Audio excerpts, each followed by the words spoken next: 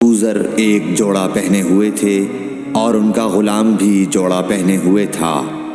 سبب دریافت کیا گیا تو کہنے لگے کہ میں نے ایک شخص یعنی غلام کو برا بھلا کہا تھا اور اس کی ماں کی غیرت دلائی یعنی گالی دی، تو رسول اللہ صلی اللہ علیہ وسلم نے یہ معلوم کر کے مجھ سے فرمایا، اے ابو ذر، تو نے اسے ماں کے نام سے غیرت دلائی ہے، بے شک تجھ میں ابھی کچھ زمانہ جاہلیت کا اثر باقی ہے۔ یاد رکھو ماتحت لوگ تمہارے بھائی ہیں، اللہ نے اپنی کسی مصلحت کی بنا پر انہیں تمہارے قبضے میں دے رکھا ہے، تو جس کے ماتحت اس کا کوئی بھائی ہو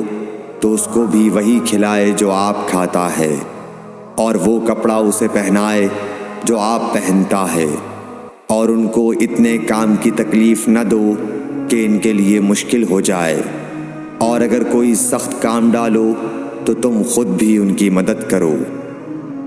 صحیح بخاری حدیث نمبر 31۔